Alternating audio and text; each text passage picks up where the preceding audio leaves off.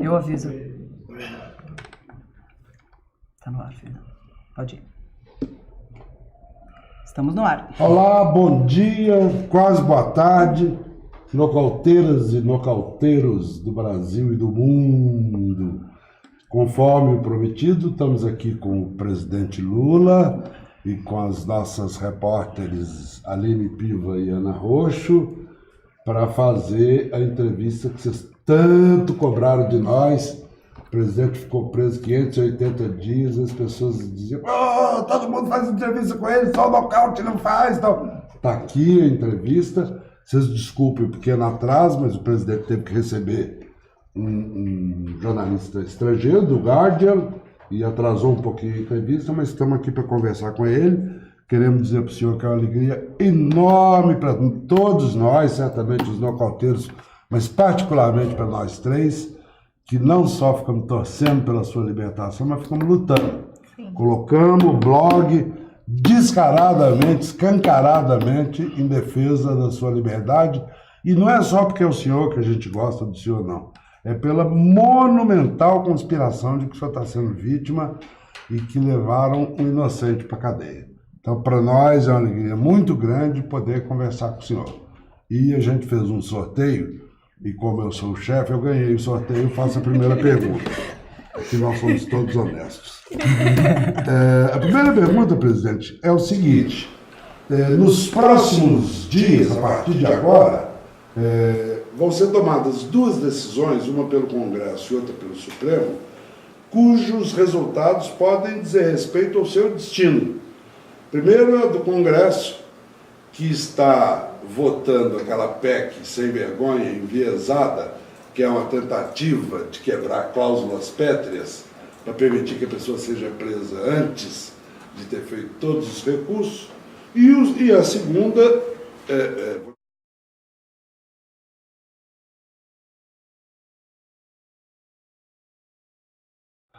para anular a sua condenação no caso do triplex do Guarujá, pela suspeição que hoje é pública, o mundo inteiro sabe, depois do Intercept. Antes só seus advogados falavam. Agora que o Intercept vazou, está todo mundo acreditando que não era a defesa do Lula só, que havia uma conspiração para derrubar o senhor. Qual é a sua expectativa? Muita gente, depois que o senhor saiu, muita gente me pergunta: o Lula está livre ou está solto? Qual a expectativa do senhor, tanto no caso do Congresso quanto no caso do Supremo? Bom, eu na verdade estou solto só, né? Porque ainda corre o processo, e o grande processo da minha vida, o que eu desejo é a anulação do processo. Tá? A anulação, porque eu, embora não tenha saído da cadeia com nenhum espírito de vingança, mas sim com muita sede de justiça, eu quero provar que quem montou uma quadrilha nesse país foi o Moro da Leão e outras pessoas. Como eu sou um cidadão que respeita as instituições que são garantes da democracia, eu acho que essas instituições têm que cuidar para que não surja mais os mentirosos, os canalhas como Dallagnol, sabe, instituição como o Ministério Público. Agora, antes de dizer o que eu espero, primeiro quero cumprimentar a Aline, sabe, porque toda vez que eu encontrava o Fernando de Moraes, eu falava, sabe, das boas entrevistas que você fazia, e a nossa querida aquela Ana Roxo, que eu estou prazerosamente feliz de receber aqui. Olha, Fernando, eu espero que o Congresso Nacional tenha juízo. Uma Constituição não é um boletim, um manuscrito, uma coisa apócrifa que você pode rasgar e jogar fora toda hora. Você precisa garantir para a sociedade brasileira que a Constituição, que foi um dia chamada pelo saudoso Ulisses Guimarães como a Constituição cidadã, sabe, prevaleça. Lamentavelmente, você tem um empobrecimento da elite brasileira, uma elite muito conservadora, que agora diz que a Constituição é uma atraso para o país. Ou seja, na verdade, essa gente não gosta de mecanismo de proteção para a sociedade e nem de garantias sociais. Então eu espero que o Congresso tenha a grandeza de não derrubar a questão do tanto julgado no Congresso Nacional. Porque, se o senhor permite, há uma certa malandragem do Congresso aí, né? Que eles estão querendo derrubar a cláusula pétrea sem mexer nas cláusulas pétreas. Então, essa é uma coisa. E a outra coisa é o Supremo. Fernando, eu tenho 74 anos de idade, eu comecei a fazer política no sindicato com 24 anos de idade. Portanto, eu tenho 50 em que eu faço política, o sindicato, o partidário do movimento social. E eu sempre primei a minha vida, meu comportamento, por acreditar, sabe, nas instituições que nós criamos para garantir o processo democrático brasileiro. E eu espero que a Suprema Corte tenha a sabedoria de reconhecer o papel da Suprema Corte, o papel de garantir o cumprimento da Constituição, e ela possa julgar o mérito de um processo como o meu. Eu não tô pedindo favor para ninguém, eu só quero o seguinte: se eu tiver culpa, tudo bem, julguem, prove para a sociedade que eu tenho culpa e me punam. Agora, se provar que o Moro fez sacanagem, que ele é um juiz de má fé, que ele foi mau caráter no processo do julgamento, que ele seja punido em defesa da própria instituição. Se provar, se o Dallagnol, um cidadão que vai na televisão, faz um PowerPoint dizendo que, eu sou chefe de uma quadrilha, quando ele termina, depois de 1h30, que eu espero que ele vai apresentar uma denúncia, ele fala, não me peçam provas, esse cidadão deveria ter sido exonerado naquele dia e deveria ter sido preso. Quando um policial federal, em nome de uma instituição poderosa que eu também respeito, faz um inquérito e ele inventa mentiras, esse cidadão não pode ficar numa instituição, não pode ser concursado, porque o concurso ele só mostra que a pessoa tem um conhecimento específico naquela coisa, mas o concurso não mostra o caráter. Ele não mostra que tipo de ser humano você está lidando. Então o que eu quero é isso, o que eu quero é que esse país volte à normalidade. Para voltar à normalidade, esse meu processo tem que ser anulado e os responsáveis têm que ser punidos, porque não é possível. Não é possível contar uma mentira de uma pessoa que começou muito novo na política e que eu desafio qualquer um deles, prova um erro meu no gerenciamento do meu governo. Prove 1 centavo de desvio. Agora, o que eles estão tentando transformar em crime é 8 anos de mandato do Lula. É a passagem do PT pelo governo. Isso eu não aceito. Por isso que eu estava tão nervoso lá dentro e tentei me dominar o tempo inteiro para não permitir que o ódio tomasse conta da minha cabeça. Porque toda vez que eu ficava nervoso, eu pensava, o povo está pior do que eu, tem gente pior do que eu, tem gente comendo pior do que eu, tem gente morando pior do que eu estou aqui, E isso E depois aquele povo cantando parabéns, cantando lá na porta. Bom dia, boa tarde, bom... E depois eu vendo o nocaute lá no dia seguinte, no dia de atraso, de Lula livre lá atrás. Então foi legal.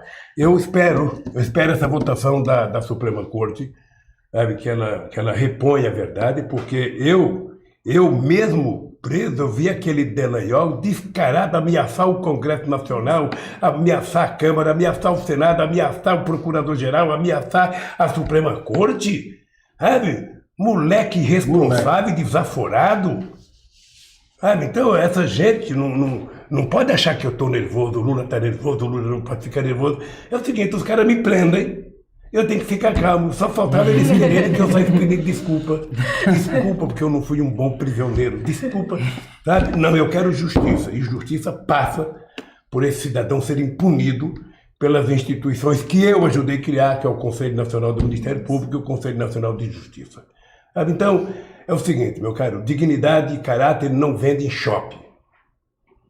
Você nasce de berço com ele. E a dona Lindu me deu caráter e me deu dignidade, eu vou brigar por ela até o fim da minha vida. É isso. Então eu sou um cara esperançoso, Não sei por quanto tempo eu vou poder viajar esse país e falar, mas eu vou andar. É o que eu sei fazer. Discutir política com esse povo e levantar a moral da tropa. A tropa está com a moral muito baixa. Nós nunca tivemos uma turma tão ruim. Você viu um deputado do PSL ontem, não respeitou que hoje era dia da consciência negra e foi quebrar destruiu uma arte, um desenho. Como é que pode essa gente fazer descaramento, política? Essa gente não teve nenhuma noção de convivência democrática na diversidade. Ele não sabe que o bom é a gente conviver com os diferentes, sabe? Então, estou na briga, meu querido. Pois é, disso que eu queria também... Estou esperançoso. Eu sou um homem de bem, sabe? Acredito nas coisas. Agora, eu também sou de brigar. Sou de brigar porque eu, no fundo, estou defendendo a minha honra. Sabe? E honra para nordestino tem muito valor, Fernando. Eu não sei como é que é outro lugar, mas para nordestino tem muito valor. Sabe? Eu vi os 3 discursos que o senhor fez depois que saiu da cadeia. O de Curitiba, o de São Bernardo do Campo e o de Recife, anteontem. O senhor saiu da cana com a faca nos dentes, né? Sentando a burduna. Não, eu não estou com a faca no dente, Fernando. Veja, primeiro eu estou vendo o governo destruir o país, porque o Bolsonaro fica com a estupidez querendo governar com fake news, mentira para tudo quanto é lado. O Guedes aproveita e vai vendendo o Brasil e vai destruindo aquilo que foi construído como patrimônio do povo. E o país está sendo quebrado, desemprego muito alto, sabe, salário muito baixo, renda média caindo, piorando a qualidade da educação, acabando com o investimento em ciência e tecnologia, sabe?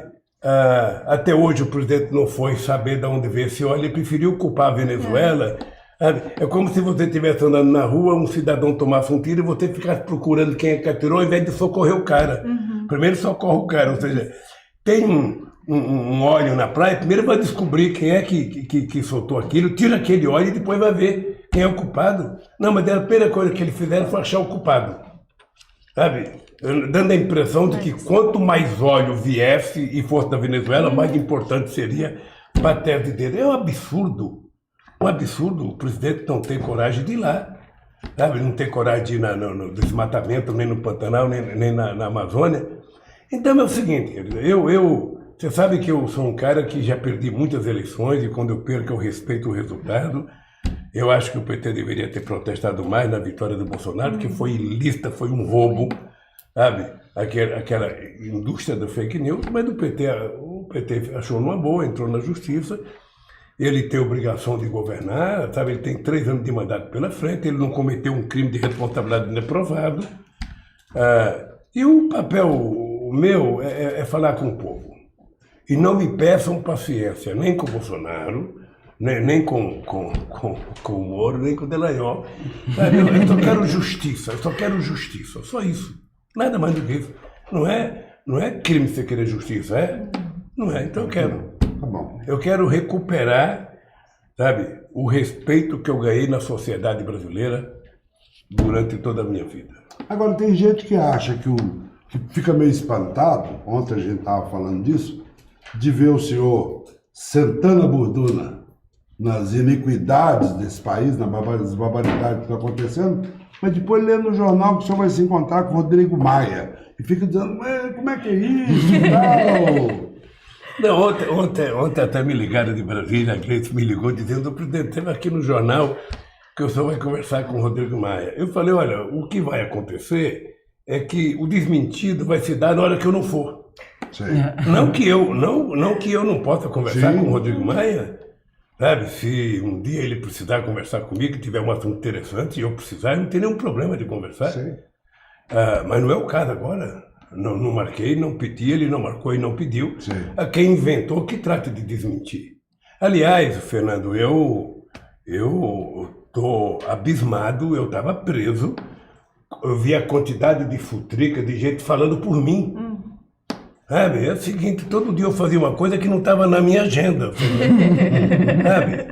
Então eu acho que o pessoal preocupado com como é que vai ser minha vida vai ser normal. Eu não tenho como esconder aos 74 anos o que eu faço todo dia.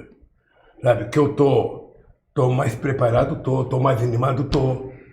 Por isso é que eu falo, o cara que aos 74 anos fica apaixonado, ele está pronto para a guerra. Tá bom. Em qualquer nível, tá? Em qualquer guerra. Então eu tô bem. Sabe o que é o cara tá bem? Tô bem. Sabe, tô bem na política, tô bem, sabe, no meu namoro, tô bem no meu futuro. Eu sou um cara que penso grande. Sabe? O cara que pensa pequeno morre cedo. Eu tô ali, ó. Chegará aos 120? Hein? Chega aos 120? Eu não sei, eu tenho uma tese.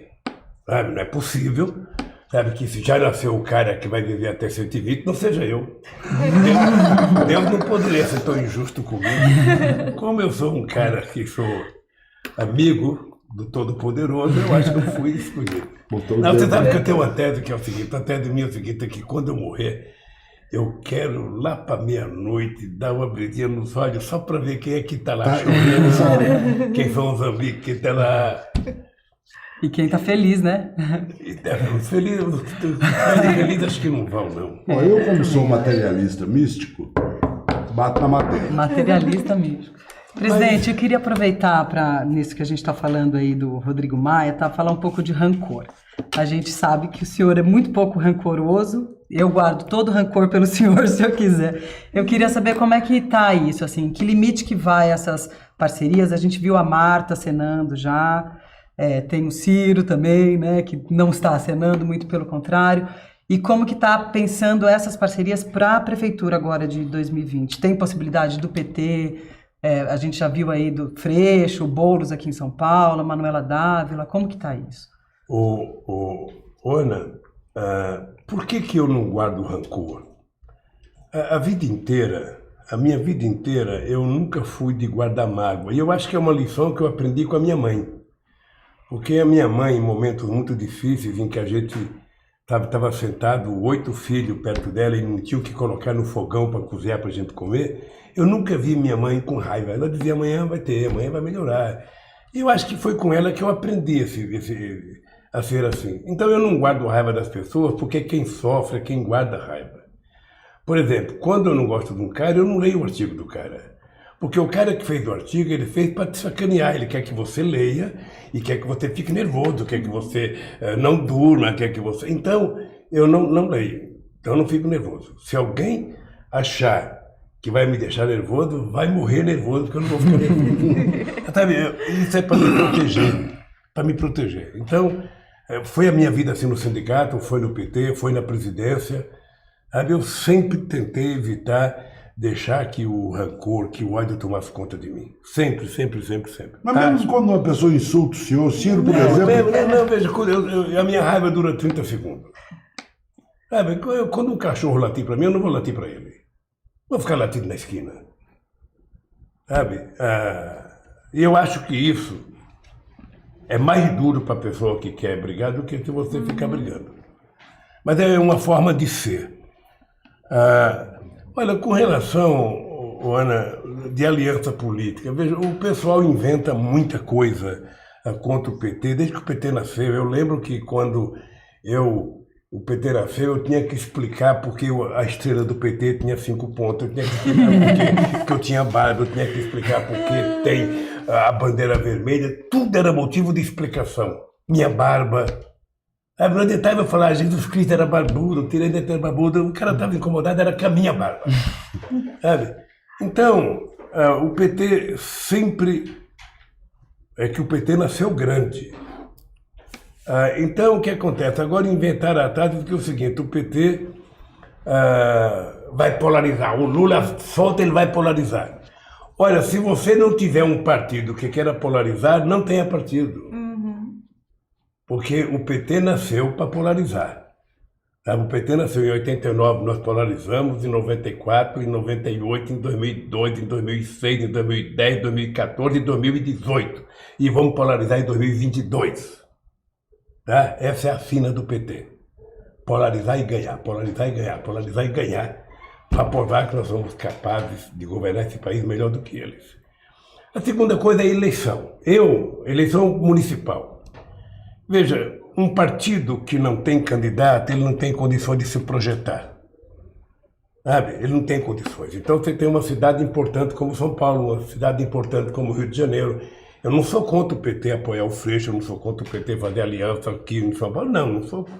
Agora, eu acho que um partido do tamanho do PT tem que ter candidato, até para defender, sabe, as teses do partido, o programa do partido. Por que nós construímos eleições em 2 turnos? Exatamente para que todos os partidos pudessem ter candidato no primeiro turno e no segundo turno, 2 mais votados disputassem a final. Sabe? Então, se o PT não for para o segundo turno, o PT apoia um candidato que seja progressista, que seja de esquerda. Se o PT for, a gente espera contar. Mas essa é uma das queixas da esquerda, de que o PT topa fazer aliança desde que o PT esteja hegemonizando, esteja na cabeça. É verdade, é verdade. Agora, é o seguinte, as pessoas têm que ter candidaturas competitivas para ser cabeça de chapa. Sabe? Obviamente que se você tem alguém, um candidato que aparece melhor do que os teus, mas não tem, esse é o dado concreto. Vamos pegar, você pode pegar o exemplo do Rio Grande do Sul, sabe? A Manuela é uma boa candidata, eu gosto da Manuela. Agora o PT tem 2 ex-governadores, o PT tem 3 ex-prefeitos, o PT tem um monte de deputados, o PT tem um vice-governador, um ministro. Ora, esses caras não podem ser candidato? Seja candidato, se não der certo, apoia a Manuela. Sei. Sabe, no Rio de Janeiro, por que o PT não lança uma candidata do porte da Benedita? Não, eu sou favorável a fazer aliança com o PSOL, mas é que se o PT não tiver um candidato fazendo um discurso, utilizando o tempo de televisão, como é que a gente vai eleger vereador? Como é que alguém vai defender minha família se eu não estou lá para defender? O vizinho vai defender minha família? Não vai. Isso significa que é fake news aquela notícia que circulou no fim de semana, que o senhor já teria prometido ao Freixo apoio a ele no Rio de Janeiro? Não, eu vou dizer para você, é mentira. Deixa eu lhe contar uma coisa. Se o PT tiver que apoiar o Freixo, o PT apoia o Freixo de cabeça erguida e se eu puder ajudar, eu irei lá pedir voto para o Freixo. Tá? Não é isso que eu estou dizendo. Eu quero saber o seguinte, a Benedita, que é um quadro que eu considero extraordinário, a Benedita chegou quase a ser deusa no Rio de Janeiro, em 92, quando inventaram os arrastões na praia para derrotar ela, para eleger o Fernando Maia Pai. Por que a Benedita não pode ser candidata? Se ela não for, ela vai pedir aos eleitores que votaram nela, todo mundo vai votar no Freixo. Se o Freixo não for, pede para votar na Benedita. Essa que é a lógica dos 2 turnos. Sim. E assim vale em qualquer cidade. Sabe, o PT tem quadros importantes. O que eu fiz com a Marta Suplicy? Eu não chamei a Marta para o PT. Teve uma pergunta, sabe? E eu disse o seguinte, eu tenho uma profunda relação de amizade com a Marta. Eu não confundo a minha relação política com a minha relação pessoal. A minha relação pessoal é intocável. Se gostar de você, não adianta chegar alguém e falar mal de você que eu não vou aceitar. Sabe? Você não gosta dela, tudo bem, mas eu gosto. Então eu não misturo. Mas ela saiu do PT dando patada. O PT é grato. Eu sou grato a tudo que a Marta fez pelo PT. Eu fiz dezenas de reuniões na casa da Marta, aquelas crianças ainda muito crianças, enchendo o saco dele lá, gravando o programa naquela sala, jantar naquela sala. A Marta não era ainda do PT, a Marta era uma sexóloga famosa que tinha programa de televisão. E ela suportava a gente. Olha, veio no PT, foi minha ministra, foi prefeita, foi a melhor prefeita que São Paulo teve, sem nenhum demérito aos outros. Ora, se ela quiser voltar para o PT, da mesma forma que ela saiu, ela pede para entrar. Eu vou lhe contar uma pequena história. Quando eu chamei o Mangabeira Unger para ser ministro, Zé Alencar pediu para me indicar o Mangabeira Unger de ministro. Tal. E eu coloquei. Quando eu ia passando, estava naquele corredor da morte, que era o corredor da imprensa, a imprensa toda, presidente, o senhor está indicando o Mangabeira, ele disse que o seu governo é corrupto. Eu parei, chamei o Mangabeira, falei, Mangabeira, ó, eles estão dizendo que você disse que o meu governo é corrupto, explica para eles. Aí o Mangabeira ficou lá com aquelas 2 bolotas na boca, olha, a Marta se explica por que ela falou aquilo. Sabe, agora eu não posso deixar de reconhecer o nosso histórico. Sabe, não vou romper. A Marta, quando a Marisa estava no hospital, ela foi visitar a Marisa, sabe? Então, essas coisas eu não esqueço. O Jacobitá saiu do PT, foi para o PSB, foi para o PDT, sabe? E os meus filhos continuaram amigos dos filhos do Jacobitá. É assim a vida. Se você brigar comigo, Fernando, um dia politicamente, eu não vou gostar mais ou menos de você porque você entrou no partido político. Você vai ser o meu amigo, Fernando de Moraes, a gente vai conviver. Eu faço o que eu fazia com o Frechico. Frechico era do Partidão. Eu falava, Frechico, em casa a gente não discute. Frechico, seu irmão, meu irmão. As pessoas. Eu dizia, Frechico, em casa a gente não discute política.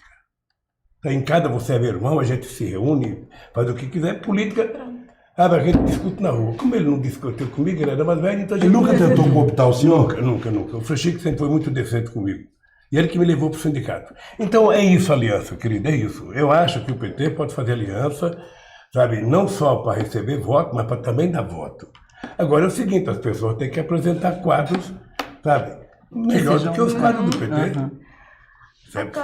A gente não pode começar do zero, porque se você não tiver força, sabe, você não vai para a final, você não disputa campeonato, você não recebe, sabe, nada se você não estiver brigando. E o PT, mais do que qualquer outro partido político, tem que ir para a televisão se defender dos ataques que ele foi vítima.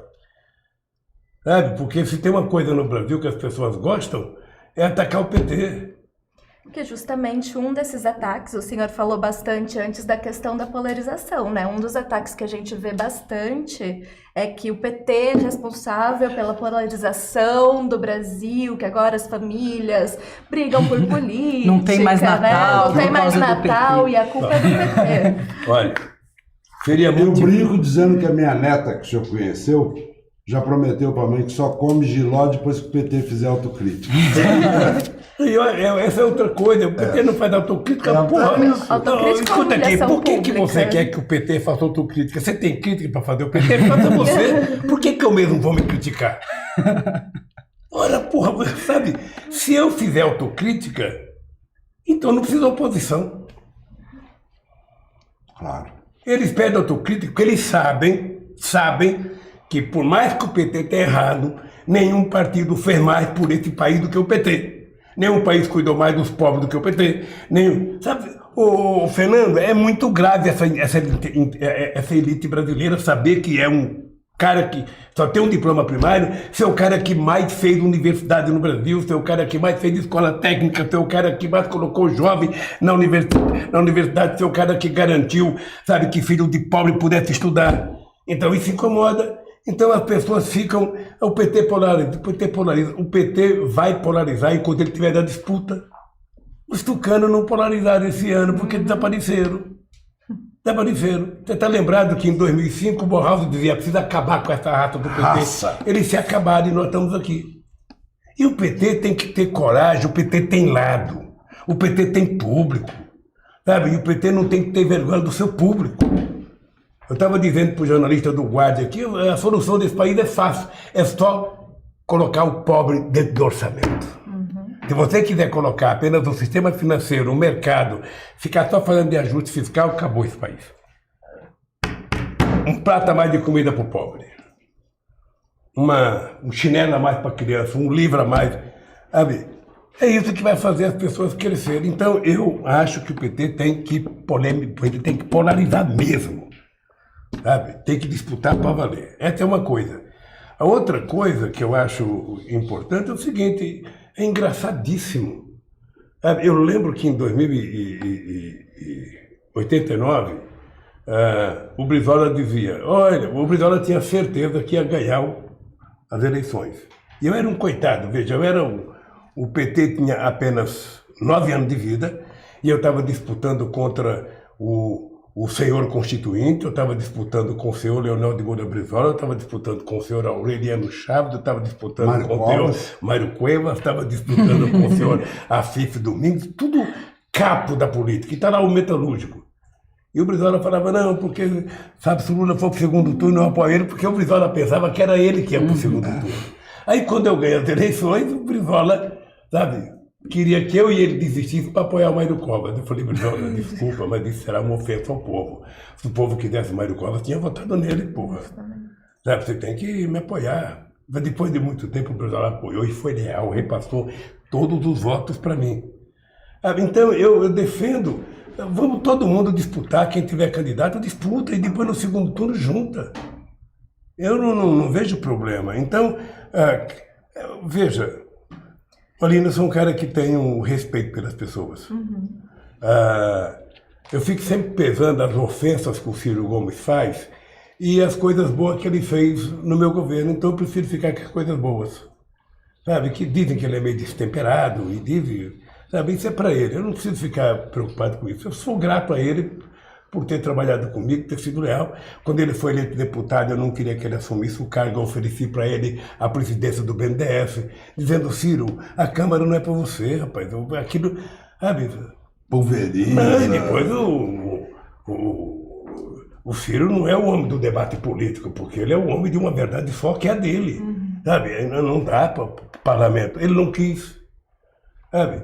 E depois, na vitória do Haddad, ele foi embora para a França, e foi nós que queremos o caso. Quer dizer, você está xingando o povo que votou no Haddad porque não votou nele, o povo que votou no Bolsonaro não votou nele. Então eu não vou ter essa preocupação com a polarização. O PT é o mais importante partido de esquerda da América Latina. E vou dizer, não existe nenhum partido similar no mundo igual ao PT. O PT só perde para o Partido Único da China e para o Partido Único de Cuba, sabe? Mas o PT é o grande partido desse país. Por que nós vamos abrir mão da nossa grandeza? Por que nós vamos abrir mão da nossa grandeza? Você veja, deve incomodar muita gente, porque eu fui para o segundo turno em 89 e 94. Eu fui o segundo colocado em 89, 94, 98, em 2002 eu fui o primeiro, 2006 o primeiro, 2010 o PT foi o primeiro, 2014 foi o primeiro. E se eu fosse candidato em 2018, eu teria ganho as eleições, e essa era a razão pela qual é importante vocês saberem por que eu fui me entregar. Porque eu poderia ter saído do Brasil, eu tive oportunidade, eu tinha convite, eu tinha que ir para a embaixada. Eu não quis ir porque eu não queria ser tratado como fugitivo. Eu tenho tanta certeza da canalhita que fizeram comigo, que eu falei, pois eu vou lá para junto deles, para poder ficar gritando de lá, sabe? E foi isso que eu fiz, e agora, sabe, eu estou aí para fazer o partido crescer, para disputar eleições. Não tenho problema de conversar com quem quer que seja, Fernando, eu converso com qualquer pessoa, eu sou uma pessoa muito aberta, sempre fui. Eu, de vez em quando, falo assim, eu duvido que teve um presidente da República que conversasse mais com empresário do que eu, mais com sindicalista do que eu, mais com sem teto do que eu, mais com sem terra do que eu. Eu, 7 anos do meu governo, eu vim tomar café no Natal aqui com os moradores de rua de São Paulo. Era café com eles, mais um viaduto. Durante 8 anos na presidência, todo ano eu vinha aqui, pegava uma pauta de reivindicação, atendia, chegava no fim do ano, vinha prestar conta, às vezes fazia mais reivindicação. Certamente, Fernando, se eu, ao invés de estar com os catadores de materiais recicláveis aqui, com os moradores de rua, tivesse, sabe, aceitado o convite para jogar golfe, e tivesse colocado uma roupinha branca, um carrinho e ter o Estuquinha carregando meu saco de taco, sabe? Certamente a elite brasileira não tinha tanta bronca de mim. Claro. Sabe? Mas desgraçado desse Lula, fazer pobre estar em restaurante para comer, fazer pobre passear no Ibirapuera, fazer pobre pegar avião, fazer pobre, sabe, gostar de comer coisa boa. É porque não tem nada melhor do que comer bem. Não tem nada melhor do que você se vestir bem, se gostar de se vestir. As pessoas acham que as pessoas ficam mal porque gostam, moram em barraco porque gostam. Sabe? Então, uma linha, é o seguinte, ó. Eu sou um homem da política. Sou um homem da política. E eu acho o seguinte, quem quiser me derrotar, pode me derrotar. Mas tem uma coisa, tem que trabalhar mais do que eu. Eu não tenho preguiça. Você quer que o Lula fique com preguiça, é sentar no sofá.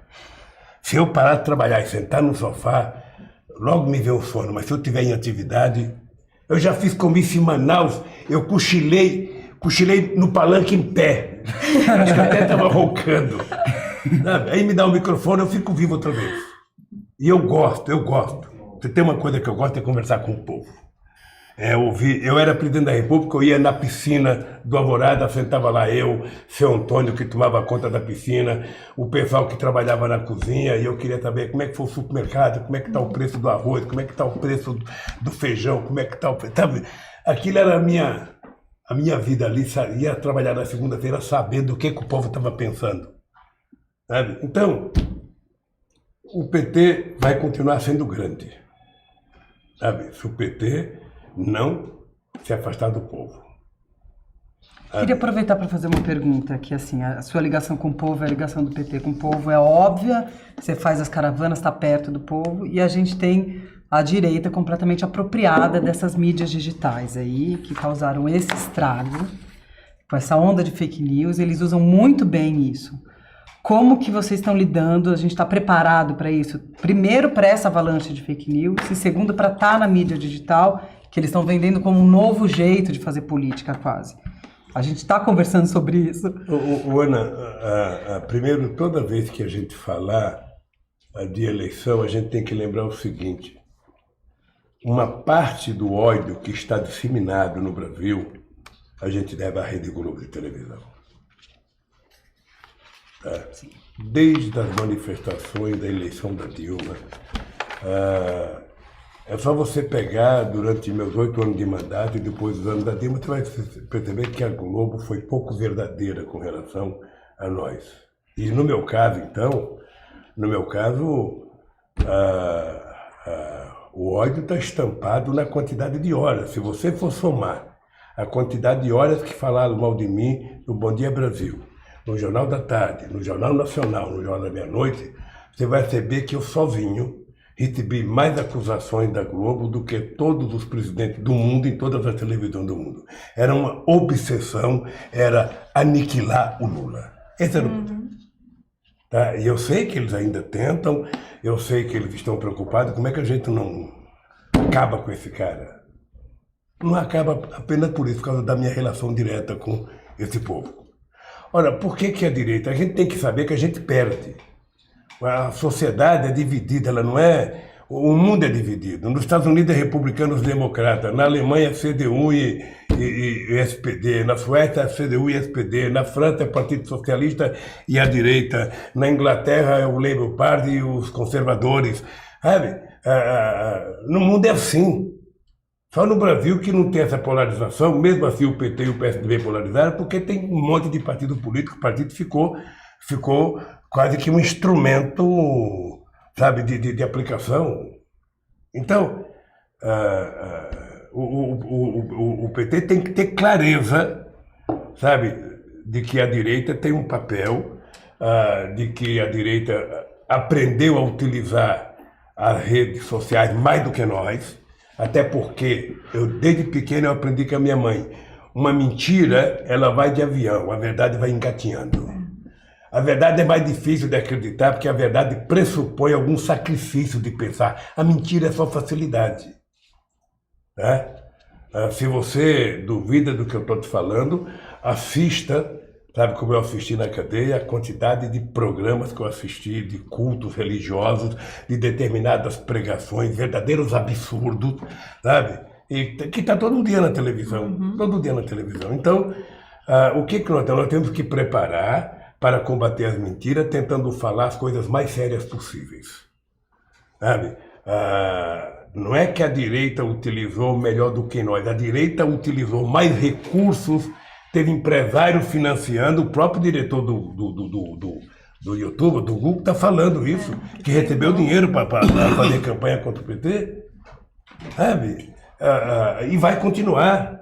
Não é? Pois é, presidente, mas aí entra a questão que ela levantou, que é o seguinte: por que o PT não reage a isso usando as mesmas armas? O campo progressista, aqui tem gente na universidade, tem cientistas da maior qualidade, na Rússia tem gente disposta a ajudar, na China. Mas não vamos. Nós claro, não podemos, sem espalhar mentira, para roubar a expressão da dona Lindu, o discurso de rua está andando, está engatinhando, e a internet está indo de avião. Mas é o discurso de rua que pode ajudar o nosso povo a ir para a internet. Sabe? Veja, eu acho que nós temos gente mais competente do que eles. Agora, você sabe que tudo isso custa um pouco de dinheiro. Custa um pouco. A Gleice, antes da campanha, falou para mim: olha, nós vamos contratar uma equipe para trabalhar. Aí contrataram um cara de Minas, a primeira coisa que fez foi uma denúncia contra o cara de Minas, o cara desapareceu. Então, o PT tem gente preparada, sabe? Nós precisamos apenas tomar cuidado, Ana, com o seguinte: olha, eu jamais esperei que o Trump fosse eleito presidente dos Estados Unidos. Depois de conhecer a história da eleição dele, você percebe que uma parte da humanidade foi transformada em algoritmos. Não é você que utiliza a internet, ela que te usa. Sabe? Eu, quando vejo uma pessoa o dia inteiro, estou vendo ali gente com o celular ligado o dia inteiro, eu fico me perguntando: é a pessoa que está usando o celular ou o celular está usando a pessoa? Porque é engraçado, as pessoas agora trabalham de graça. Antigamente, se o patrão pedisse para você ficar meio minuto além do horário, você ficava puto e ainda ia brigar para ter hora extra. Agora, com o celular, você vai para casa, vai no banheiro, está trabalhando, você vai almoçar, está trabalhando, você está deitada, está trabalhando, sem ganhar nada. A nossa cabeça, eu acho que ela tem um limite uma capacidade de armazenamento. Eu não posso saber mais notícias do que eu posso, sabe, trabalhar. Chega uma hora que você sabe tanto que você não sabe nada. Então eu aprendi o seguinte, só saiba, sabe, importante. Eu tinha um companheiro deputado do PT, o Vicentinho, que foi presidente da CUT, que ele tinha uma frase fantástica. O importante é o principal, o resto é secundário. Então nós temos que definir as coisas que são importantes. E o PT está se preparando, eu sei que a Gleice está fazendo umas reuniões, muita gente está participando. Eu depois sou favorável a gente reunir todos os chamados blogs sujos, que a elite da mídia denominou, para conversar, sabe, como é que a gente pode utilizar essa, sabe, gama de rede que existe, sabe, e que às vezes são utilizadas de forma muito individual. Eu vejo na cama, as pessoas não falam mais, tem um cara falando, está todo mundo fazendo selfie, mandando para sua base, mandando... Sabe, isso não tem resultado. É preciso ter a mensagem política que seja convincente para as pessoas aprenderem alguma coisa. Eu acho que o PT está engatinhando ainda. Pelo tamanho que o PT é, nós deveríamos ter uma rede quase que imbatível. O PT tem quase 2,5 milhões de filiados, tem um partido organizado em quase 5 mil diretórios. Agora nós não temos nem o cadastro dessa gente não temos nem o zap dessa gente para poder dar ordem. Mas nós vamos chegar lá. Você veja é uma preocupação do partido. Eu posso te dizer que é preocupação do partido. Você pensa que eu não fico torcendo para que vocês cresçam e dê certo e que tenha 1 milhão de pessoas, sabe, pagando, financiando? Eu vou dar um livro para vocês falar. Campanha. Mas é isso, meninas, eu acho que nós temos muito para aprender, Fernando, muito. Eu mesmo, você sabe que eu acho que nós fizemos muito na comunicação. Nós, quando eu entrei na presidência, o Brasil gastava com publicidade para 349, parece que, meios de comunicação. Quando eu saí, a gente estava com quase 4 mil meios de comunicação, mas ainda faltou muito. Então, eu acho que nós estamos com essa dívida conosco mesmo de tentar democratizar os meios de comunicação, sabe, fazer com que o governo tenha o mesmo interesse que ele pode financiar uma televisão, uma rádio, ele tem que financiar a chamada mídia independente, porque é isso que vai garantir a democracia. Um governante não pode ter medo, sabe, de que a sociedade seja informada. Um governante não pode ter medo que as pessoas tenham acesso à cultura. Ou seja, eu acho que a cultura é a coisa que mais pode despertar o sentido revolucionário de uma sociedade. Talvez por isso esteja apanhando tanto o Bolsonaro. Então veja, sabe, a cultura, ela exige que a cabeça do dirigente seja plural. Ela exige que a cabeça do dirigente não tenha medo da divergência, da diversidade cultural. Sabe, as pessoas fazem o que quiser, como quiser, desde que as pessoas respeitem o direito do outro, ou seja, sabe, senão a sociedade não avança. A sociedade não avança. Sabe, então, eu acho que essa coisa que está acontecendo hoje, de se meter na educação, de se meter na cultura, tudo é proibido, nada pode, ou seja, nós temos que recontar a história desse país. Eu tenho uma tese hoje, depois de ler muito sobre a escravidão, de que nós precisamos recontar a história do Brasil, porque os verdadeiros heróis brasileiros não estão na foto. São anônimos. São anônimos, porque foram enforcados, foram decapitados, foram salgados e não apareceram na foto. Por isso que se criou a máxima de dizer o Brasil não gosta de briga, o Brasil gosta de um jeitinho. Gosta de um jeitinho porque mataram os que gostavam de briga antes. Sabe? Então, a riqueza da nossa história tem que ser contada para essa molecada. Eu estou dizendo, essa molecada conhece mais a história da Revolução Russa do que da luta que foi feita aqui no Brasil. Quantas pessoas morreram na cabanagem? Mais de 40 mil pessoas. Quem é que sabe disso? Ninguém. Sabe, zumbi, a gente sabe que teve zumbi, mas foi 200 anos o Quilombo de Palmares. Chegou um momento que eles tinham mais gente do que na cidade. Então ninguém sabe. O Chaves falava do general Abreu Lima, ninguém sabia quem era. Agora eu estou lendo a biografia do Abreu Lima, que a Marília Arraes mandou para mim. Sabe? O cara escreveu sobre o socialismo primeiro que Matos. Brasileiro. E o socialismo dele é do socialismo bíblico. Ele achava que a Bíblia induzia ao socialismo. Mas ele era herói do Chaves e aqui no Brasil ninguém conhecia ele. É verdade. Por quê? Porque eu até admirava Caxias, porque eu achava que Caxias tinha muito a ver com a unidade nacional. Aí, eu fico sabendo, ele foi o cara que liderou a morte de mais de 3 mil negros e índios lá em Caxias do Maranhão e ainda ganhou o nome da cidade. E o doutor Ulisses dizia o seguinte, e além desses defeitos, era ladrão de cavalos. Então, sabe, eu acho, Aline, Ana e Fernando, que nós temos que recontar a nossa história, sabe? O povo tem que saber das coisas, sabe? E se não puder ensinar na escola, essa barbaridade de que você não pode ensinar, sabe, a sexualidade na escola, que as crianças não podem aprender. Quem é que pode aprender? O momento de aprender é na escola. Ou será que tem que aprender na vida selvagem? Sabe, essas pessoas podem ser bem orientadas, essas pessoas podem ser bem cuidadas. Sabe, então, essas coisas que só tem razão do PT existir por isso. Sabe, o PT tem que brigar por isso, ser teimoso por isso. E não aceitar a prevalência do discurso conservador. Então, por exemplo, toda vez que se fala do aborto, então, eu vivo isso desde 82. É o aborto. Aí você começa, não, eu acho que, eu penso que... Você não acha nem pensa. Sabe? Um presidente da República, ele não tem que cuidar do aborto. Você percebe? Eu, pessoalmente, posso dizer, eu sou contra o aborto. Eu sou contra. Agora, como chefe de Estado, eu tenho que tratar o aborto como uma questão de saúde pública. Porque as pobres ficam furando o útero com agulha de tricô, ficam colocando fuligem de fogão de lenha na vagina, sabe, para ver se aborta, enquanto a madame vai para Paris fazer um aborto. Então, o papel do Estado não é ser contra ou a favor, é cuidar das pessoas necessitadas. Sabe, e fazer esse debate. Sabe, você não pode permitir que o atraso vença. Em pleno século XXI. Não tem sentido.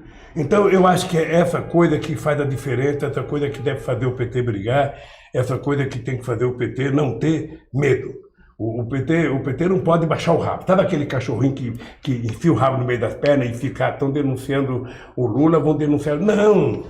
Não, tem que brigar, tem que lutar, tem que se defender, sabe? Porque senão, a história do Brasil é triste. Pega a história desde a proclamação da República, que já foi uma mutreta feita pelos paulistas, ou seja, até a morte do Getúlio, até o Juscelino, eu até pensei, bom, não gosta de mim porque eu sou nordestino, não tenho um diploma, aí a Dilma, sabe, da Unicamp, sabe, não sei das contas, mulher bem formada, porque não tem nada. O Haddad, quando eu indiquei, eu brinco com o Haddad, quando eu indiquei o Haddad para ser prefeito, o Haddad... eu falei, pô, esse cara é bonitão, esse cara é alto, esse cara tem 3 diplomas, ele é filósofo, ele é advogado, ele é economista, ele é um cara de classe média, porra, vai ser tratado a pão de ló, tratado um caceta, apanhou que nem gente ruim, sabe? Todo dia apoiava. Eu vejo alguns programas, chovia, cadê o Haddad? Por que o Haddad não está na água? Por que o Haddad não está bebendo água? Agora chove, ninguém fala nada. Então, o PT tem que ter consciência. A bronca que tem do PT é pelas virtudes do PT, não é pelos defeitos. Sabe? Quando o PT fala, faz autocrítica, PT, faz autocrítica, é porque as pessoas querem que o PT diga, eu errei, sabe? E eu acho que nós acertamos mais do que erramos. Quem tem que fazer autocrítica é quem está aumentando o número de moradores de rua em São Paulo. É quem está dificultando o filho de pobre entrar na universidade. É quem está punindo artista. É quem está querendo controlar a qualidade de aula, não pode mais falar as coisas que o povo tem que aprender. A história tem que ser a dele. O Ustra tem que virar herói nacional. Aí não vamos ficar quietos? Engolir. Então nós só temos que brigar. E não ter bronca da pessoa, sabe, que diverge. Ah, porque a família não está conversando. Conversa, porra. Entre família você pode brigar. Né? Pode brigar. Mas você acha que a gente consegue essa coisa de converter um bolsonarista que fala que nazismo é de esquerda, que relativiza a tortura, que fala que artista é vagabundo, índia é vagabundo, como é? Terra plana. Essa gente não tem conserto, gente. Essa gente, olha, Essas a gente pode desistir. torcedor fanático do Palmeiras, você não faz ele ter bom senso. Sabe? Um torcedor fanático do Corinthians, você não faz. Sabe? Agora, o torcedor, você faz. Você percebe? Veja, o Bolsonaro é o único cara que tem no ministério o único astronauta brasileiro. Então esse astronauta tem obrigação de dizer Bolsonaro. Bolsonaro, presta atenção. O tal do Olavo de Carvalho é mentiroso, a Terra não é plana, a Terra é redonda, tá aqui a fotografia, eu tive lá em cima. Ele tem obrigação, sabe? Chegar numa reunião do ministério, pedir a palavra, falar, ô presidente Bolsonaro, olha, eu quero dizer que o Olavo de Carvalho está mentindo pro senhor. Eu tive lá em cima, eu fotografei, sabe? A Terra é redonda. Nem isso ele fala, porra. Nem isso ele fala. Então, esse fanatismo, ele existe em tudo quanto é lugar. Você tem lulista fanático, sabe? Você tem brizolista fanático, você tem. Brizolista, será que ainda tem? Ainda tem. Olha, gente. O Brizola tem história, o Brizola foi um homem sério. Sabe? Mas deixa eu falar uma coisa para você. O problema é que eles levaram o sectarismo, a ignorância absoluta, sabe? Falar determinadas coisas que eles falam, eles veem comunismo até na Globo. Até na Globo, eles veem comunismo, sabe? Se eles fossem minimamente inteligentes, se eles tivessem um pouquinho de pedigree de inteligência, eles sabiam que o Lula nunca foi comunista, nunca foi anticomunista. Eu lembro que a primeira vez que perguntaram para mim, você é comunista? Eu falei, não, sou torneiro mecânico. Para ninguém me encher o saco. Sabe? Então eles ficam mentindo. E as pessoas que são ignorantes acreditam em mentira e gostam de mentira. Sabe? Quando o cara é ignorante, qualquer mentira pega é o que ele quer. Tá? Ninguém te passa na matéria séria no teu celular. Você pode ver que você passa o dia inteiro, você recebe 500 bobagens. Uma matéria séria. Ô, Ana, aprende isso aqui que você pode ganhar R$1 a mais nas suas peças de teatro. Ninguém aparece, mas bobagem aparece todo dia. Sacanagem é todo dia, mentira é todo dia. Sabe? Então é isso que nós temos que enfrentar. Mas não enfrentar fazendo o jogo que eles fazem. Eu acho que o PT não tem que fazer o jogo rasteiro que eles fazem. Senão a gente não politiza a sociedade. Aqui tem gente que não gosta, sempre teve gente que não gostou de você. Sempre teve gente que não gostou de você. Sempre teve, sabe? Tá cheio de gente que não gosta da gente. Mas paciência, nós não vamos casar, nós não precisamos namorar, cada um fica com o seu gosto, mas nós precisamos nos respeitar. O cara que mora no meu prédio, no meu apartamento, vizinho do meu, ele pode não gostar de mim, mas eu tenho tanto direito no elevador quanto ele. Então, quando ele entrar, pelo menos sentido do cara, fala bom dia. A palavra bom dia é muito importante. Como é que vai? Sabe? Eu lembro que eu fui uma vez no programa da Miriam Leitão e ela nervosa, aquele jeitão dela, só quando vai o PT. Nervosa. E fez uma pergunta para ele, falei, Miriam, você nem bom dia falou? Fala bom dia, porra.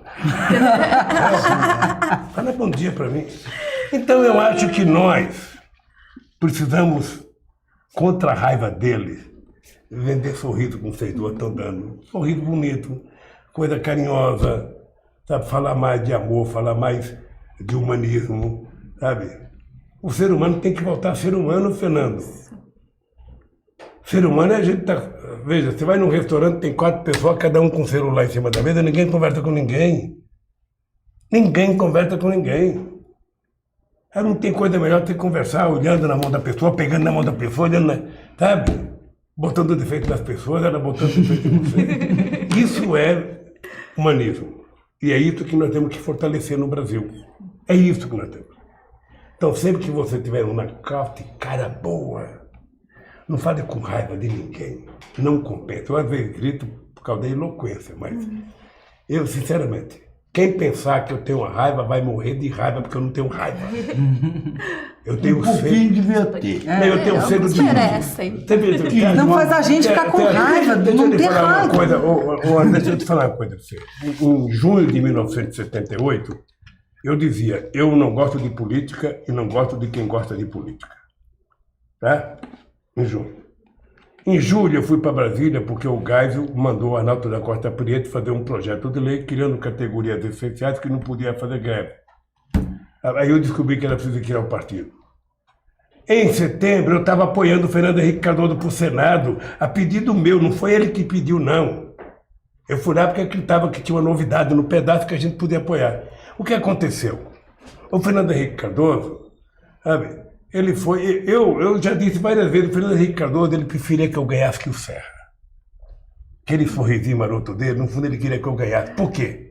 Não era de bondade dele, é que ele achava o seguinte, esse Lula, esse anarfa, sabe, esse grosso desse metalúrgico, esse ogro, assim, acho que ele pensava tudo isso, porque o Quarta fala, ele só fala com o dedo no enriste.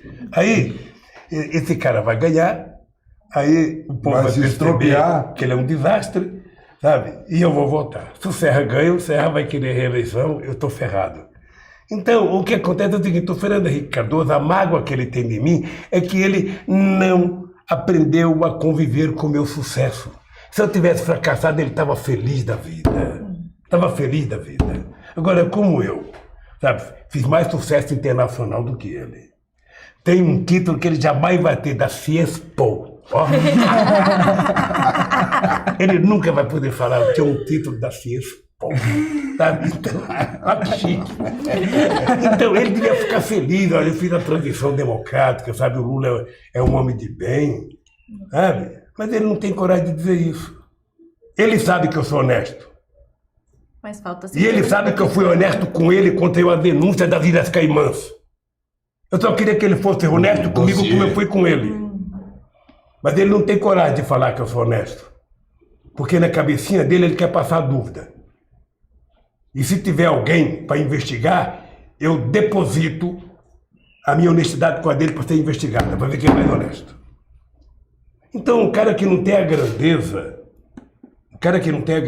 porque eu, companheiros e companheiras, sabe, se um cara, sabe, cometeu um crime, eu só vou dizer que ele é criminoso depois de provar. Antes, sabe, eu tenho a responsabilidade de não acusar em falso. Então, como é que a gente vence esse preconceito? Como é que a gente, sabe, derrota? Eu tinha uma relação maravilhosa com o Chaves. Eu tinha uma relação maravilhosa com a... Sabe, eu virei uma espécie de amigos. Eu era quase que o irmão mais velho deles. Sabe, você conhece várias histórias. Eu me dava bem com todos eles, com Rafael Corrêa, com Kishi, com Lago, com Michelle Bachelet, depois com Cristina, depois com Evo Morales. Eu falava, Evo, sabe, você não precisa brigar comigo, Evo. Sabe, eu sou teu companheiro. Aí eu pensava, não, o Lula tem que ser duro com o Evo, eu não posso ser duro, eu quero brigar com o Bush não quer brigar comigo, por que eu vou brigar com o índio? Imagina um metalúrgico de São Bernardo brigando com o índio. Eu não vou brigar. O Brasil é um país que tem que construir, sabe, amizade, construir concordância, sabe? O Brasil tem que contribuir com os outros. Esse é o tamanho do Brasil, a importância que a gente pode ter nesse continente, na África, sabe? Então, eles não pensam assim. Eu lamento que a América Latina esteja assim, lamento que a gente tenha desprezado a relação com a África. Eu acho que eu fui pedir desculpa na Vila Gorê, sabe? Fui pedir desculpa, sabe? Um lugar que tem aquela porta do nunca mais, onde os negros eram depositados, era depositado para embarcar e ir por ali, nunca mais voltava. Chama-se a porta do nunca mais. Eu fui lá pedir desculpa. O Gilberto Gil cantou, sabe? Todo mundo chorou. Sabe? Mas eu acho que o Brasil teria que pagar aos africanos, não com dinheiro, mas pagar com solidariedade, com transferência de tecnologia. Por isso que eu levei uma fábrica de antirretrovirais para Moçambique. Depois eu levei a Universidade Aberta para Moçambique. A última vez que eu fui lá já tinha 900 alunos, acho que até fechou já. Levamos a Embrapa para Gana. sabe? Aprovamos o Mais Alimentos aqui no Brasil e nós aprovamos estender para que os africanos pudessem comprar máquinas e implementos agrícolas ao preço dos agricultores familiares brasileiros. Mas a gente aprova, mas a burocracia desaprova. A burocracia, quando não anda, Fernando... As embaixadas que o senhor abriu na África Então, estão sendo fecharam quase desativadas. todas.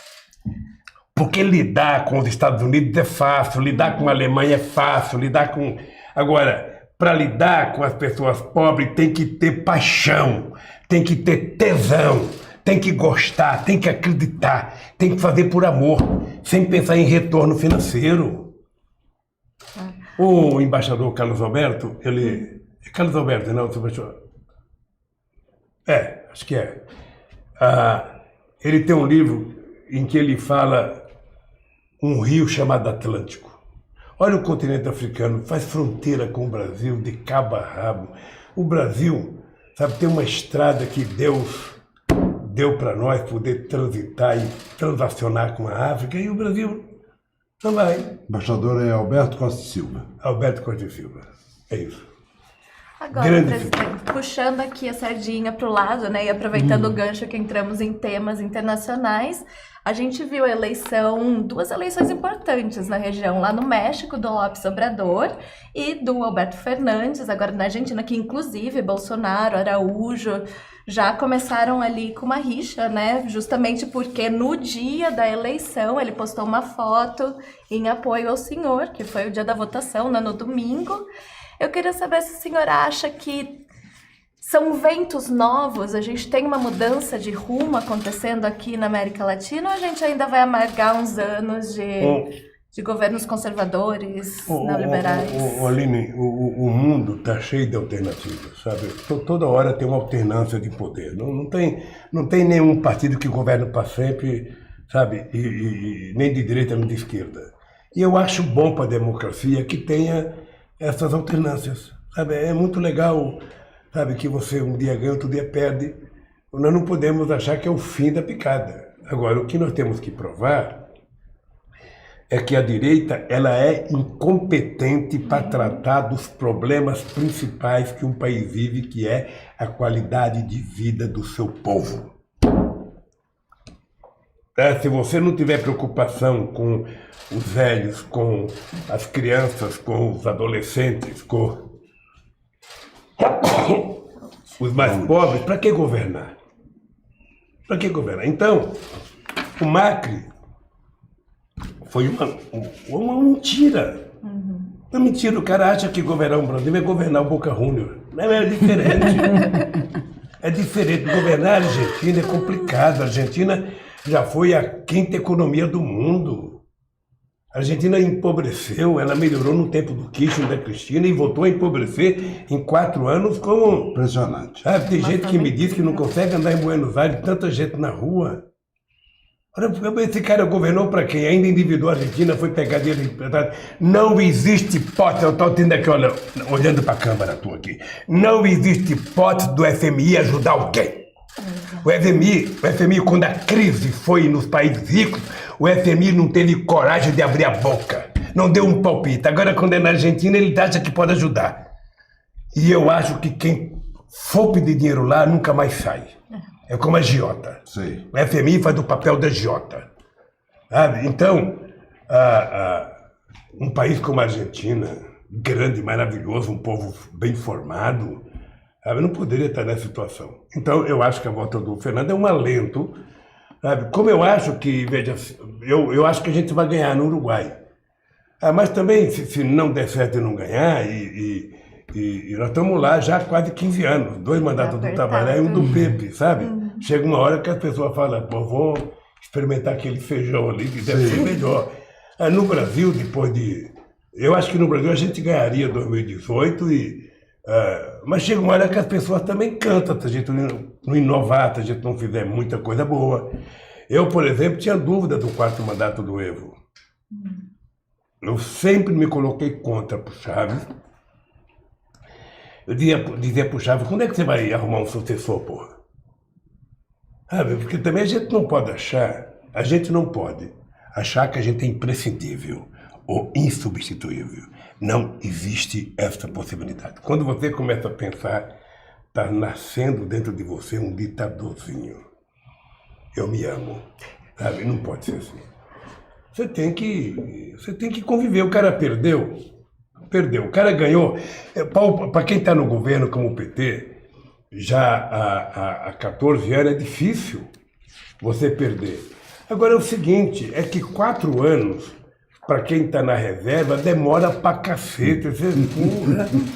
Pro Bolsonaro passa muito rápido, ele deve estar falando, pô, já foi um ano, cacete, já. Acaba logo.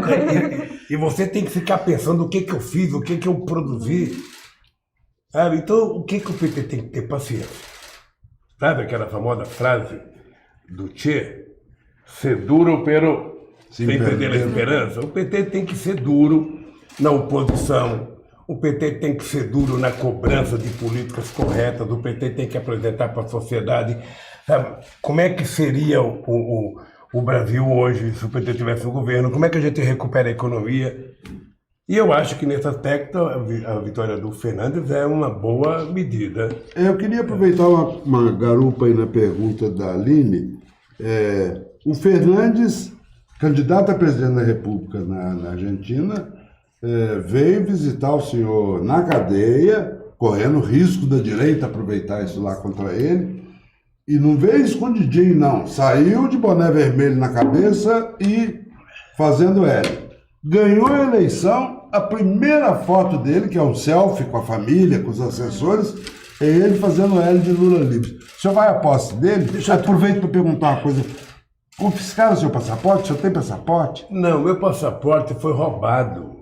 Quando eu fui preso... Pela lei ou por ladrões? Foi roubado por um ladrão mesmo.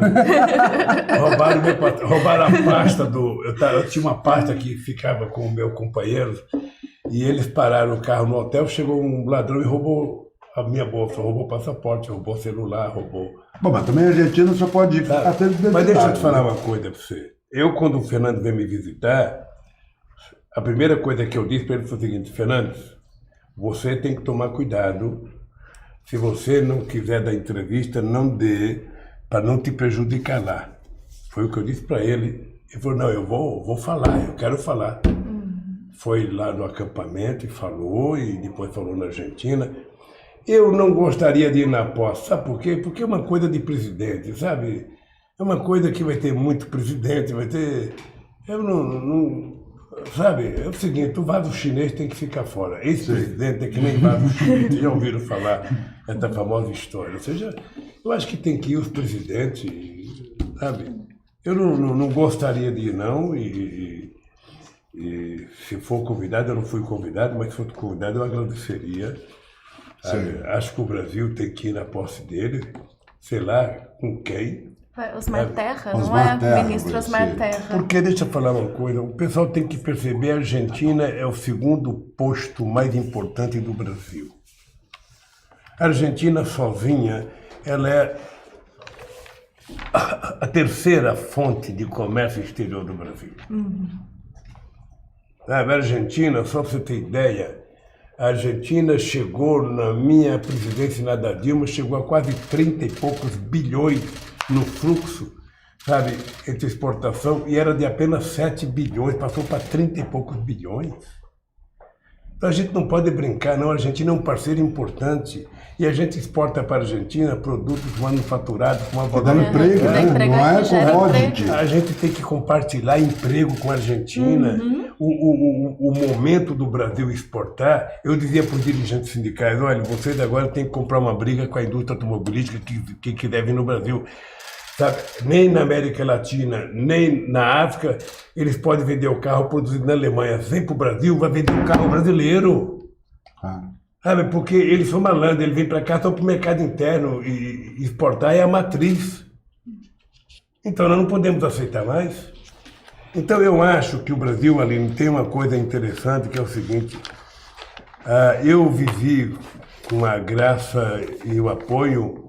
Sabe, eu cansava de dizer para o Celso, você tem que estar tranquilo porque você é o mais importante ministro das Relações Exteriores que eu conheço. Eu conheci muita gente, porque o Celso era leal, é de confiança e é pau para toda obra, sabe?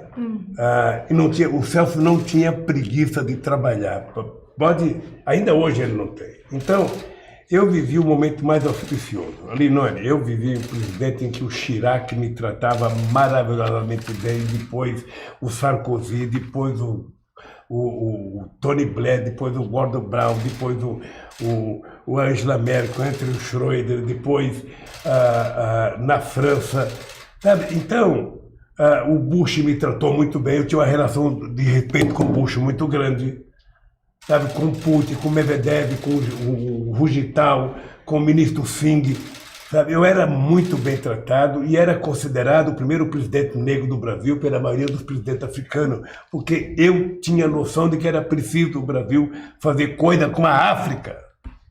Lamentavelmente a gente perdeu isso. Mas eu acho que um dia a gente retorna, as forças progressistas vão governar esse país e vão lembrar que nós precisamos ajudar. O Brasil tem que ajudar o crescimento dos seus pares. Não adianta o Brasil ser rico e a Bolívia ser pobre. Que a Bolívia cresça junto. Sabe? O Brasil tem que ajudar os outros países.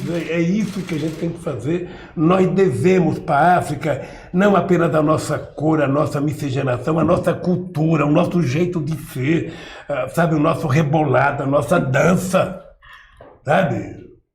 Porra, os negros eram tão importantes no Brasil que precisaram importar europeu para poder branquear a raça brasileira. Sabe, então, e depois o Brasil é um país fantástico, porque o Brasil não tem contencioso. Nosso último contencioso foi com o Paraguai, sabe? Em que a gente contribuiu para dizimar a criança. Sim, sabe? terrível. Então, o Brasil é um construtor de relações internacionais. Sabe? Com todo mundo. Era, né? Agora é um destruidor. Estamos para outro Gente, lado. nós estamos já Eu sou avisados muito. que a gente está bem em cima, então cada um de nós faz uma pergunta para a gente deixar o presidente trabalhar. Você pode, Tá depois bem. que passar o seu tempo, você pode repetir, fazer um repetente. Olha que a gente acostuma. Vale a pena ver de novo o nocaute. Assista quantas vezes quiser. Eu queria fazer uma última pergunta, então, nesse tema de relações internacionais, né? Que ao mesmo tempo que a gente está vendo esses governos progressistas serem eleitos, a gente está vendo uma onda de golpes de Estado mais recente. A Bolívia, a gente teve golpe aqui no Brasil, enfim, com consequências graves e sérias, que são basicamente, assim, tem uma consequência social. E aí, nessa parte, eu queria perguntar, como a gente retoma o caminho democrático depois que a gente vê? O senhor mesmo disse, as eleições do Bolsonaro, apesar daquele aspecto de democracia, foi uma eleição fraudada, a gente teve a fake news. Como a gente retomaria esse caminho democrático? Seria necessário construir um novo pacto social? E mais, a matriz desses golpes é a mesma? Tem mão dos Estados Unidos? É mesmo. Tem mão dos Estados Unidos? Veja, é a mesma e hoje eu estou convencido que os americanos, nessa briga com a China, os americanos resolveram voltar a transformar a América Latina no quintal deles. Eles não querem que exista nenhum país aqui com mania de protagonismo. Sabe? Eles não querem. E o que é lamentável é que um país do tamanho do Brasil submeta isso. Quando nós tivemos coragem de dizer não à ALCA numa reunião em Mar del Plata, que estava o Bush. E nós dizemos, nós não queremos a ALCA, nós vamos fazer o Mercosul ficar forte. Sabe, quando eles criaram, quando eles reativaram a quarta frota no Atlântico, quando nós descobrimos o pré-sal, eu propus a criação do Conselho Sul-Americano de Defesa para ficar de alerta. Sabe, então... Uma OTAN do Sul. Então, nós tínhamos feito muita coisa. Então, acho que os americanos não querem. O Brasil fez reunião na América do Sul com os países árabes, o Brasil fez a América do Sul com a África, o Brasil criou o IBAS, que era a África do Sul, China, não, África do Sul, Brasil e Índia. Os BRICS, em que o Brasil tinha muita importância. O Brasil criou a CELAC, em que se juntava até Cuba. Foi a primeira vez numa reunião em 500 anos que os Estados Unidos e o Canadá. Então o Brasil foi criando o mecanismo, nós fomos ao Irã fazer um acordo melhor do que o que eles fizeram, junto com o Erdogan da Índia, da Hungria, da Turquia. Velho vai esquecendo das coisas, né, filho? Então, eu acho que tem o braço no Departamento de Estado norte-americano, esse cidadão dele, como é que chama? Steve Bannon. Esse maluco, sabe? Maluco. Esse cara é um transmissor de ódio. Esse cara tem para a humanidade o que o bicudo teve para o algodão aqui no Brasil. Ele é destruidor, sabe? E nós não podemos aceitar isso. Agora, O Erdogan não chegou a mandar uma mensagem pro senhor na época a Dilma falou comigo e falou comigo. A O que mão estava que tá- acontecendo no Brasil era o mesmo que estava acontecendo lá. A mesma O mão. mesmo que aconteceu na Primavera Árabe. Exato. Ô, gente, o que foi a Primavera Árabe que a gente enalteceu? Eu fui ao Catar fazer reunião com jovens, sabe, do Egito, sabe? Ninguém faz uma meia revolução apenas por participação e dignidade. A verdade é o seguinte, tiraram o Mubarak, que era um fascista, estava a cair mesmo, elegeram o Morsi e 3 meses depois acharam Desmolaram ele. que o Morsi não era legal, deram um golpe e colocaram o que lá? 3 militares, estão lá até hoje. Então, eu acho que tem um dedo dos Estados Unidos em todos os golpes aqui. Eu não entendi. Eu conheço o atual presidente do Equador. Ele era amigo do Rafael Correa. O Rafael Correa não queria ele na presidência. O Rafael Correa apoiou outro e perdeu internamente. Então, o Leni, depois de ganhar, fez Meteu o a que faca. fez. Meteu a faca Eu não nas entendi a costas. renúncia do Evo. Eu não quero fazer crítica, porque eu quero primeiro Entendi. deixar, como é que fala? Eu sou de uma Assentar a região, poeira. eu Deixar sou baixar. de uma região em que a gente ia no açude pegar água, você separava lá as fezes de vaca, de cabrita, caramujo, enchia com a caneca o pote, aí você deixava, levava para casa e deixava lá, colocava um pano para coar e deixava assentar. Aí ficava dias assentando. Quando assentava, você tirava, tinha mais 1 metro de lama lá embaixo. Então eu tenho que deixar assentar, porque eu não entendi o que aconteceu. Não entendi porque que o Evo renunciou. Não entendi. Sabe, talvez ele tenha razão, que eu não saiba, sabe? Mas, sabe, eu não entendi. Então como eu não entendo muito dessas coisas, eu quero me certificar para poder fazer um comentário, sabe? Você veja, o Maduro, sabe, Aguentou o pepino. como diria o Osmar Santos, a piba na gorduchinha. Pina lá. na gorduchinha e... Eu não sei como é que o Evo, sabe, anuncia Do e... base. Não sei. Sinceramente, eu não sei o que aconteceu nos bastidores. Moraes, pode trazer um café, que aqui no Knockout a gente pode tomar café mesmo dando entrevista. Mas você pode tudo. Só O senhor bem pode café tudo. Tá bom, só pro senhor. Eu já vi o senhor falando em algumas entrevistas sobre a precarização do trabalho, né? Sobre o que a gente está chamando de uberização do trabalho. A gente tem um índice de desemprego enorme e grande parte, mais de 40%, estão empregados no informal, né? E muitos, assim, através de aplicativos que são exploração. E o pior de tudo é que essas pessoas não se consideram trabalhadores, se consideram empresários, né? Empreendedores. Nano-empreendedor, motorista de Uber. Como que a gente organiza os trabalhadores que não se reconhecem como trabalhadores? Como que a gente faz isso? Como que trata como categoria? Isso é uma categoria? Ana, nós tivemos um período, quando nós fizemos as greves de 78, 79, foi uma coisa muito bonita, porque todo mundo queria ser trabalhador. Professor não queria mais ser chamado de professor, era trabalhador da educação. Médico era trabalhador da saúde. Advogado era trabalhador do direito. Ser trabalhador ficou chique. Agora, as pessoas querem ser empreendedor. Eu sou empreendedor. Sai de bicicleta entregando Esse iFood. dia tentaram fazer a Santa Dulce dos povos de empreendedora. Sabe? Obviamente, veja, obviamente que ser peão de fábrica é a única profissão que a gente não escolhe. Sabe? Peão não escolhe profissão, peão pega o que tem. A não ser que o cara seja um ferramenteiro, um torneiro, mas se não tiver profissão, a gente não escolhe. Você escolhe ser artista, você escolhe ser médico, você escolhe ser jornalista, você escolhe ser engenheiro, mas peão de fábrica você não escolhe. Você é porque você é. Você percebe? É o que restou para nós. Então, é legal as pessoas quererem. No meu tempo, quando eu estava dentro da fábrica, o que a gente sonhava? A gente sonhava sair do emprego para ser patrão. A gente queria trabalhar por conta própria. Então, qual era o sonho naquele tempo? Era ter um bar ou um táxi. Olha só. Era um sonho, né, naquele tempo. Aqui, quando você abria um bar, você percebia quanto você era bobo, porque um bar se abria, você levantava às 4h30 da manhã, ficava esperando um freguês para tomar um cafezinho, às vezes não vinha, o bar do vizinho estava lotado, você ficava puto da vida, de repente você percebia que não tinha dado certo. Volta para a fábrica outra vez. Táxi é a mesma coisa, você tem que trabalhar 20 horas, sabe? Se fosse um técnico que você trabalhasse por dono, você tinha que trabalhar 20 horas para pagar gasolina, para pagar a diária do cara, aí o que sobrava para você era nada.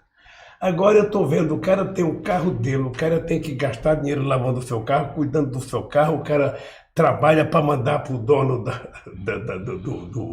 aplicativo e ele fica com nada e ele acha que é o máximo, sabe? Vai chegar um dia que ele vai descobrir que ele não é o máximo, que, sabe?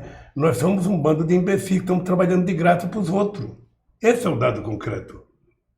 Sabe, as pessoas se esquecem que na década de 50, muitas mulheres trabalhavam dentro de casa, costurando camiseta, fazendo, sabe, short. Depois a gente brigou para que ela pudesse ser considerada trabalhadora, ter direito a acidente de trabalho, ter direito à previdência, tudo. Agora nós estamos voltando a estaca zero, sabe? Nós vamos trabalhar, se você se acidentar no Uber, você não tem direito, sabe, de hospital, você não tem direito à previdência, ou seja, nós voltamos sabe, quase que o tempo da escravidão, porque quando libertaram os escravos, né, o cara estava liberto, mas não tinha casa, não tinha trabalho, não tinha salário, não tinha comida, aí criaram uma coisa legal para os escravos, vagabundo. Aí vem daí a vagabundagem, sabe? Está acontecendo agora, a sociedade está trabalhando, entregando pizza, entregando comida de bicicleta, andando de patinete no centro de São Paulo, sabe? Tem empresa para tudo. Agora, o cara está perdendo a cidadania conquistada nos anos 50, nos anos 60, nos anos 70. Os direitos que nós estamos perdendo não foi ganho de graça dado por um empresário, foi muita guerra, muita luta de trabalhador. Eu lembro, eu era moleque, eu participava da greve de 62, era uma greve, era porrada a greve, era muita... Eu tinha dó porque o pessoal jogava bolinha de gude para os cavalos caírem. Me dava uma pena, o cavalo não tinha nada a ver com a greve. Estava apenas levando o ignorante em cima dele. Às vezes jogava batatinha com prego. Era muita maldade. Então, eu acho que o movimento sindical, Ana, eu tenho discutido com alguns companheiros que é preciso a gente repensar o nosso discurso para o momento que estamos vivendo. Sabe? Repensar e ter condições de fazer uma proposta nova. Porque, veja, em 80, eu era presidente do Sindicato de São Bernardo, a Volkswagen tinha 44 mil trabalhadores. Eu ia fazer a assembleia às 4 horas da manhã, era para 20 mil trabalhadores. Era uma cidade que parava. Hoje tem 12 mil e produz menos do que produzia. Produz o dobro do que produzia naquela época. Então, eu acho que o movimento sindical está com um pepino na mão. Primeiro, porque o governo está desmontando a estrutura sindical, sabe? Segundo, acabou cortando o dinheiro do sindicato. E terceiro, os trabalhadores estão desaparecendo. Sabe? Estão desaparecendo. O que é um trabalhador hoje? O cara trabalha por conta, o cara não se sente trabalhador. Sabe? Embora esteja ganhando pior, embora tenha menos, sabe, estabilidade, não tem nada. Presidente. Então eu acho que o movimento sindical tem um desafio nesses próximos tempos, que é repensar o papel do movimento sindical. Repensar o papel do movimento sindical. Porque se o sindicato não der resposta, as ONGs vão dar resposta. Porque você está lembrado que nos anos 90, no começo de 2000, na França, as ONGs chegaram a ter mais representatividade que os sindicatos junto aos trabalhadores. Então o sindicato não pode mais ser apenas brigando por aumento de salário. O sindicato tem que brigar quando aumenta o preço do ônibus, quando aumenta o preço do aluguel, sabe? Porque é tudo. Claro, tudo envolve diretamente o trabalhador. Diretamente nele. Então, aliás, eu acho que você poderia levar algum companheiro sindicalista importante no nocaute para discutir com ele. Claro, nós já foram vários. Algum importante para discutir com ele. Paulão Caires já foi, o Wagner, ex-presidente da CUT, já foi. Tem que falar com... Isso. Essa é a minha agonia. Essa é a minha agonia. Sabe? É que você Está tudo muito diferente, ou seja, é bom a modernização, é bom a internet, é bom a automação, agora tudo isso tem demonstrado que vai tirando. Eu fico imaginando o que será da humanidade daqui a 50 anos, ou seja, não vai ter emprego. Então as pessoas vão ter que, o Estado vai ter que criar uma bolsa, como é que fala? Bolsa Família para todo mundo. Você percebe? É difícil. Mas isso é bom porque exige que a gente pense também. Quando caiu o muro de Berlim, que os velhos comunistas ficaram chateados, meu irmão Frechico ficou chateado, acho que você ficou chateado, eu dizia que bom que caiu o muro de Berlim, porque pelo menos vai permitir que a esquerda repense, sabe, o que a gente quer daqui para frente. Porque não estava tudo resolvido no manifesto, né, meu cara? Lamentavelmente, hoje eu sou um cara feliz de ver a Rússia assumindo um papel de protagonismo para poder falar com os americanos bem devagar. Presidente, por falar em soberania, tem dois aspectos aí da perda de soberania do Brasil que eu queria que o senhor considerasse. Primeiro é a questão diplomática, que foi uma das partes mais importantes do seu governo. Como é que o senhor viu o Brasil, pela primeira vez em 30 anos, na ONU, votar a favor do bloqueio norte-americano contra Cuba, com 2 outros votos a favor só, Estados Unidos e Israel? O resto do mundo votou contra. Vergonha, sinceramente, explica é uma isso? vergonha. É uma vergonha de alguém que não se respeita. Porque não é um negócio de esquerda. Fernando Henrique, o grande Fernando Henrique votou. É o comportamento de alguém que não se respeita. Sabe, esse pessoal do Bolsonaro não tem o menor respeito por eles próprios, pelo nosso país. Sabe, ser solidário a Cuba é uma questão de defender a soberania de um país. Os americanos não têm o direito de fazer tudo, eles acham que pode fazer bloqueio, acham que pode fazer uma série de coisas. Sabe, e o bloqueio, às vezes, é mais mortal do que uma guerra. Porque na guerra é briga de exército contra exército. No bloqueio você mata criança, você mata velho, você mata mulher no hospital. Então, sinceramente, foi uma coisa vergonhosa, sabe, que é merecedora de repúdio. Tá, e para encerrar, presidente, todo mundo pergunta o seguinte: estão entregando pré-sal, estão aprovando a Previdência, aprovaram a lei de mudança das relações de trabalho. Há esperança de que isso seja revertido num governo progressista? Se o senhor fosse presidente da República hoje, o que é? Tem que mandar uma PEC? Tem que chamar constituinte? Você está lembrado que num documento que eu escrevi na cadeia, eu disse: as pessoas que estão comprando as empresas estatais têm que levar em conta que o povo pode não concordar com isso. Em algum momento o povo pode tomar uma decisão de falar: nós vamos readquirir nossas empresas. Sabe? Porque, na verdade, o que eles estão desmontando é a capacidade do Estado brasileiro interferir, sabe, nas políticas públicas desse país, nas políticas de financiamento. Porque na crise de 2008, se não fosse uma instituição como o BNDES, sabe, nós tínhamos ido para a bancarrota. Então, o que nós fizemos? É dinheiro na veia para o BNDES emprestar para gerar emprego nesse país. É os bancos públicos fazer empréstimo que o banco privado não queria fazer. Sabe, nós conseguimos fazer com que o Brasil fosse o último país a entrar na crise e o primeiro a sair da crise. Vender uma Petrobras, gente, uma Petrobras não é uma empresa de petróleo só, ela é uma empresa do desenvolvimento nacional. A quantidade de empresas que circundam em torno da Petrobras é muito grande. Quando a gente descobriu o pré-sal, eles diziam que a gente tinha descoberto o pré-sal, mas não ia valer nada porque a gente não conseguia explorar, que era muito alto. Eu mesmo tinha dúvida. Hoje, o barril do petróleo do pré-sal está $5. Na Arábia Saudita, está $3,06. Significa que nós estamos tirando o petróleo de 6 mil metros de profundidade. Que é quase gasolina. Sabe? Que é igual o preço da Arábia Saudita.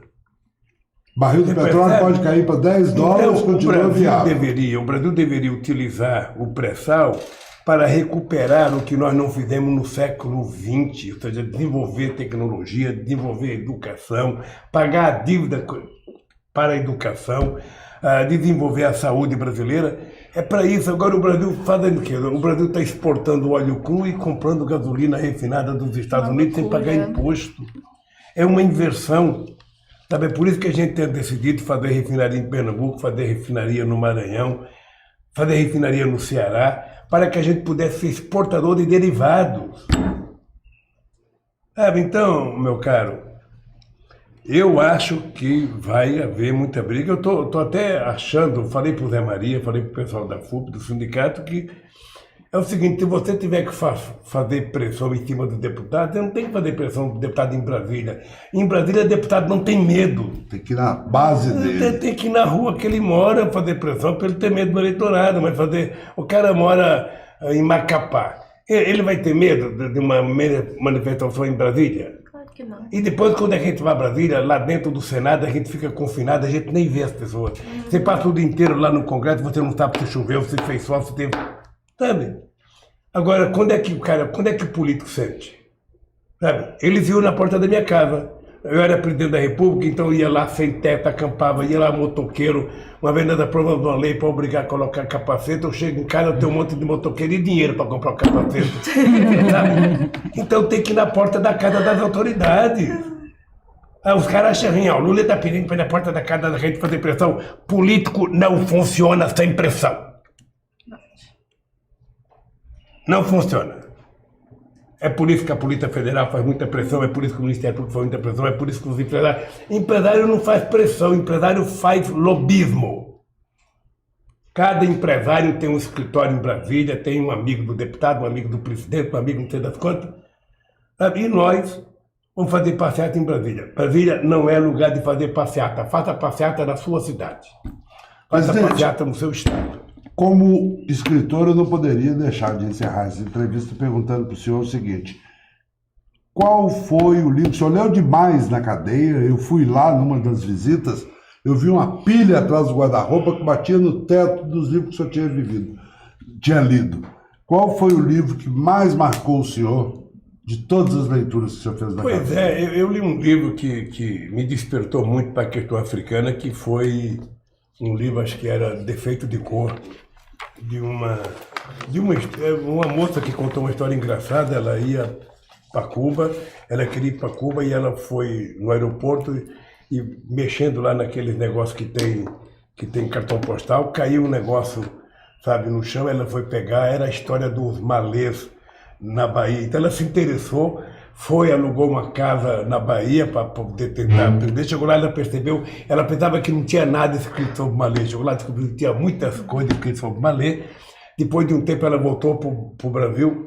Aí depois ela tirou a fotografia da mulher, voltou para entregar a fotografia e foi na casa da mulher e viu um monte de papel. Uma criança desenhando com os papéis com um monte de história atrás. Ela começou a perceber que era história... Tinha muita coisa dos africanos e dos malês. Aí ela resolveu, falando para a mulher: onde estava esse documento? Esse documento estava na igreja lá, estava no arquivo lá. O padre foi embora e mandou a gente cuidar disso, jogar fora. Tanto que... Aí ele escreveu um livro maravilhoso, Defeito de Cor. Presidente. Depois eu li eu esqueci o nome do menino de Minas Gerais, da biografia do Tiradentes. Lucas Figueiredo. Eu não conheço o Lucas, não, mas era uma obra-prima. Que a bom, biografia que bom, do nosso... que bom que o senhor gostou, é uma bela história. Depois eu li um livro que eu não lembro, não, eu não guardo muito o nome de estrangeiro, um livro sobre o petróleo, sabe? Um livro com mais de 1000 páginas que me fez ter ciência, sabe, de que desde 1859 que os americanos brigam no mundo por causa do petróleo. Sabe? É por isso que me fez a certeza de que a Lava Jato é encomenda americana para destruir o nosso pré-sal e entregar para eles. É isso. Presidente, eu quero agradecer muito em nosso nome, em nome do nosso público no Brasil e pelo mundo afora. Tem gente que manda dinheiro para nós da Austrália, pingadinho ali, para ajudar a gente aqui da Escócia.